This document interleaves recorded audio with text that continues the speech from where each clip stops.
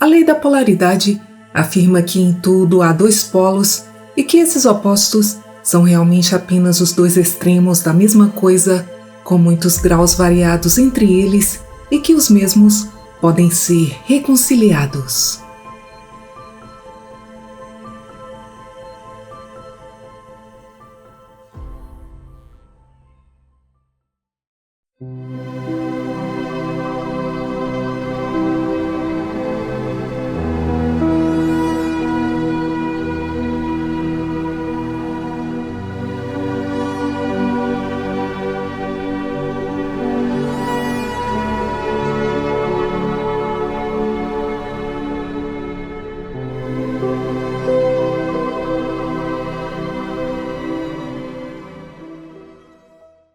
Venha conferir os nossos livros sobre temas diversos já abordados aqui no canal, como ensinamentos metafísicos, a relação entre a mente e o universo, sabedoria universal e muito mais.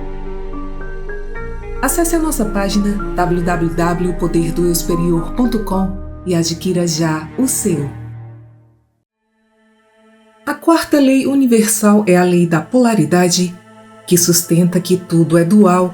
Tudo tem o seu par de opostos, semelhante e diferente são a mesma coisa, os opostos são idênticos em natureza, mas diferentes em grau, os extremos se encontram, todas as verdades são apenas meias verdades e todos os paradoxos podem ser reconciliados. A dualidade constitui a natureza do universo, e só podemos perceber algo se ele se diferencia de outra coisa, e assim, sem diferença, não há universo perceptível. Por exemplo, o calor e o frio, a luz e a escuridão, embora opostos, são a mesma coisa, a diferença consistindo em graus variados entre os dois polos dos fenômenos, e o mesmo princípio opera também no plano mental. Os opostos podem ser reconciliados uns com os outros, porque todos os opostos são relativos. Nós podemos reconciliar os opostos aceitando ambos completamente, e isso leva ao entendimento, por exemplo, as unidades subatômicas como os fótons e os elétrons têm um caráter dual e, dependendo das circunstâncias, agem como uma onda ou como uma partícula. Essas partículas são ao mesmo tempo destrutíveis e indestrutíveis, e esses paradoxos puderam ser compreendidos após a descoberta de que as propriedades da partícula e da onda são dois aspectos complementares da mesma realidade e que ambos os aspectos são necessários para dar uma descrição completa da realidade atômica. A teoria da relatividade e a teoria quântica mostraram que o observador e o observado não podem ser vistos como separados. Em vez disso, as propriedades dos objetos não podem ser vistas separadamente do ambiente com o qual estão em interação. Isso significa que nós não podemos observar o mundo sem participar dele, ou seja, o sujeito e o objeto são um e assim, somente transcendendo o dualismo, se torna possível chegar a uma compreensão mais abrangente do mundo ao nosso redor. Da mesma forma, a ciência e o misticismo são os dois polos centrais para se entender o universo, já que o que consideramos como realidade é limitado e, portanto, diz respeito apenas a verdades relativas, já que a totalidade do universo, no entanto, é demais para ser apreendida definitivamente em qualquer forma de conhecimento. A verdade absoluta é algo que está além da realidade conhecível e inclui tudo o que é. Os nossos pensamentos geralmente estão preocupados com verdades relativas, enquanto ao lado da sua existência há uma consciência pura que é a fonte de todos os insights verdadeiros, de toda a inteligência e de toda a criatividade.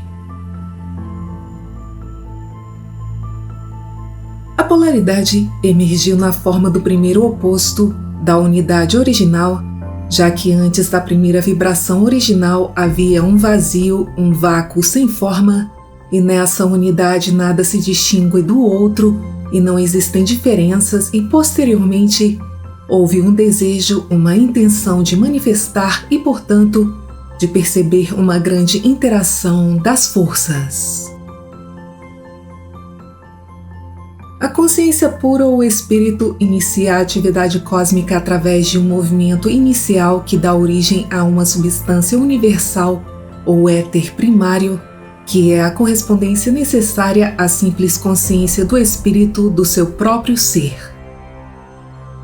Aqui encontramos a polaridade inicial do espírito e da matéria, cada um sendo complementar do outro, e ser complementar significa que cada um supre o que está faltando no outro e que os dois juntos formam a totalidade completa. É essa relação entre os opostos sem a qual nenhum movimento externo seria possível, porque não haveria para onde ir e para onde vir, e sem a qual a forma externa seria impossível, porque não haveria nada para limitar a difusão da substância e dar-lhe forma. A polaridade ou a interação do ativo e do passivo, do observador e do observado, da mente e da matéria é, portanto, a base de toda a evolução, porém o erro consiste em fazer da polaridade o ponto de origem do processo criativo. O único tipo de movimento que pode sustentar um corpo autossustentável movendo-se no vácuo é o movimento rotativo que leva ao próprio corpo a uma forma esférica, e isso é exatamente o que encontramos em todas as escalas do átomo aos planetas. Esse movimento rotativo ou absoluto é a combinação dos dois únicos modos relativos possíveis de movimento que repetem no lado puramente mecânico o princípio primordial da unidade, incluindo a dualidade em si mesma. Isso significa que a dipolaridade da natureza se expressa na forma de dois tipos diferentes de movimento, cada um se manifestando por meio de certos fenômenos específicos e representam um dos dois componentes da força que anima e ativa todo o universo. A força excêntrica ou centrífuga leva à destruição. A força concêntrica ou centrípeta leva ao crescimento e enriquecimento, e isso é igualmente verdadeiro para as questões materiais e espirituais. Na tábua de esmeralda encontramos: combine o celestial com o terrestre de acordo com as leis da natureza, e a saúde e a felicidade serão suas enquanto você viver. Isso significa que devemos unir e estimular os dois opostos, o positivo e o negativo, a luz e a escuridão, a mente e a matéria, já que o segredo da vida normal e boa consiste em atingir o equilíbrio ou a mistura adequada desses dois componentes. Toda a ciência oculta, oriental e ocidental, se baseia nesse princípio.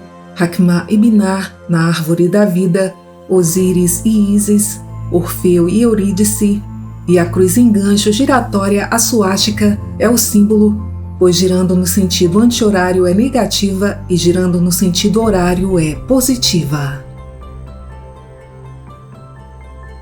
O movimento no sentido horário representa as forças dinâmicas da criação e, portanto, esse movimento simboliza o grande processo de transformação que produz o mundo em que vivemos, aquilo que os astrofísicos chamam de expansão do universo. O movimento na direção oposta representa as forças de contração e destruição que provocam o fim de um mundo quando ele completa a sua evolução.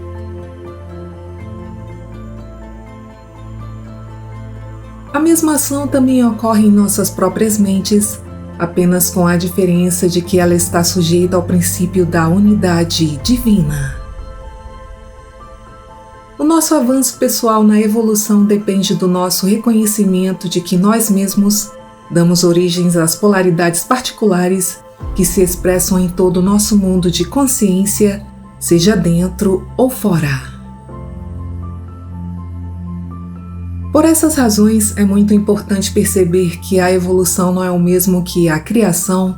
A evolução é o desdobramento das potencialidades envolvidas nas coisas já criadas, mas não o chamado à existência do que ainda não existe, que é a criação.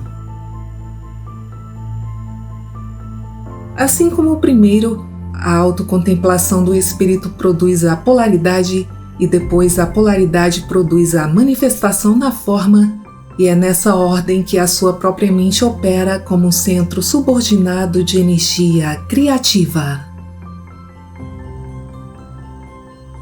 A dualidade implica automaticamente uma trindade, que é composta dos dois polos, mais a relação de reconciliação entre eles, e assim, como tudo existe na dualidade, também a mente e a matéria são os dois polos da mesma coisa, ou seja, diferentes em graus de vibração. Nesse sentido, quando reconhecemos apenas o nosso aspecto físico como real, nos encontramos em um lado da polaridade e ignoramos o outro lado dela, e isso se aplica também ao lado espiritual. A reconciliação é o equilíbrio entre a mente e a matéria, entre o físico e o espiritual, o que nos permite experimentar a vida além da interpretação vinda dos sentidos, mas através de uma percepção direta do mundo, simplesmente como ele é.